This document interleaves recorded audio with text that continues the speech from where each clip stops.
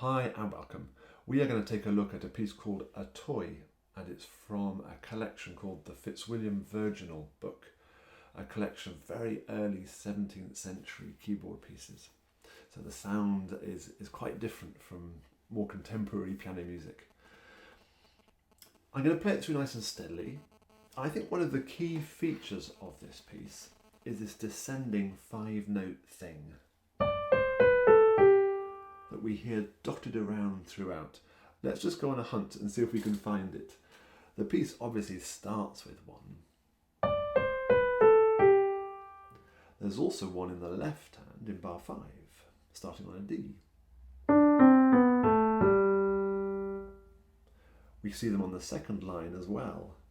Right hand feeds into the left hand. This is great. There are more.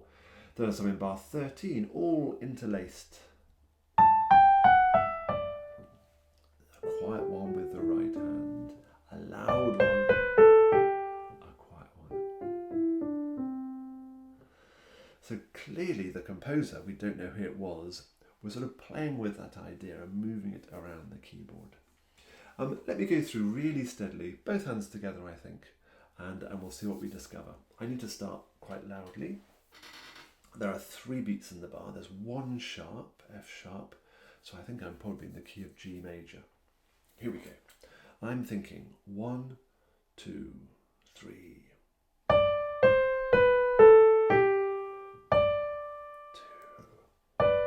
Smooth.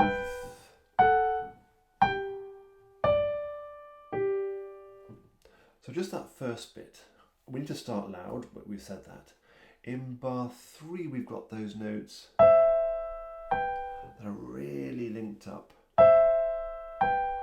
Then we've got a crotchet on its own, and I would just slightly separate them. And then that staccato note to bounce off at the end of the phrase. Let's listen to that one more time. 1, 2, 3, loud. 1, 2, smooth, bounce. Let's carry on. Oh, it's the same idea as the beginning.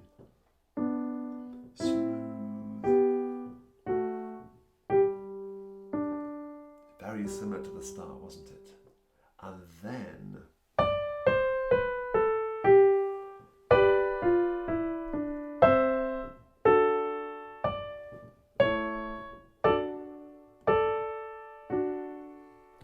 so in that 4-bar phrase, again we've got smooth bits, got a detached note, but we're very much playing with 2 hands together here. We were before, but I feel there's more going on there. Let's think through that bit one more time. Loud.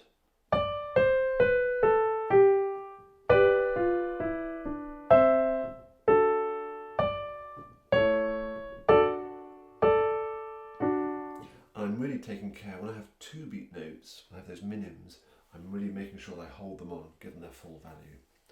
Then from bar 13, we've got this sort of scales interchange between the 2 hands.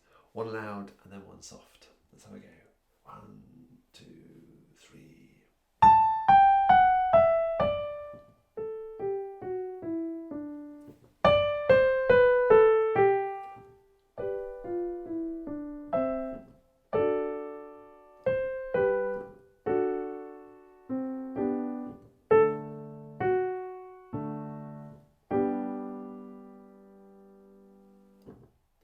Again, there's an awful lot going on in that last line, isn't there?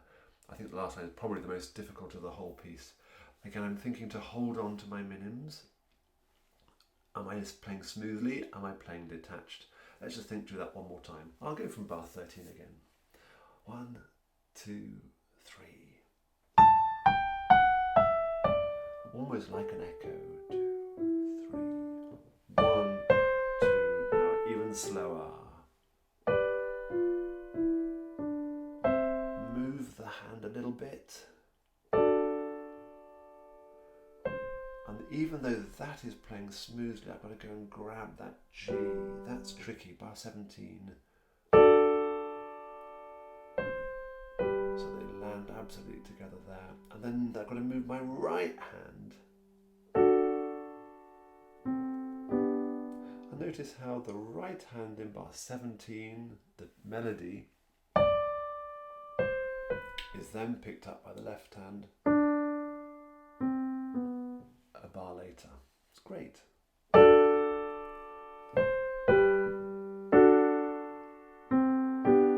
Again, this hand has to move now. That hand has to come off while that one is still holding on to that chord.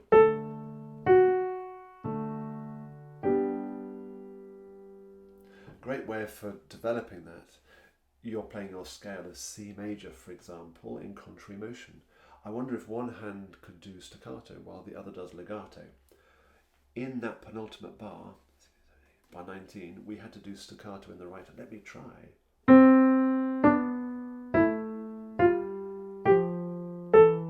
Can I swap over?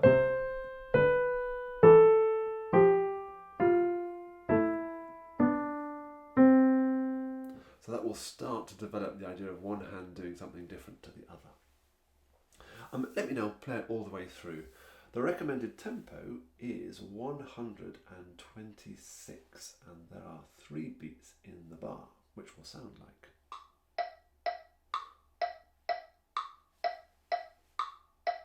Okay, here we go. 1, 2, 3.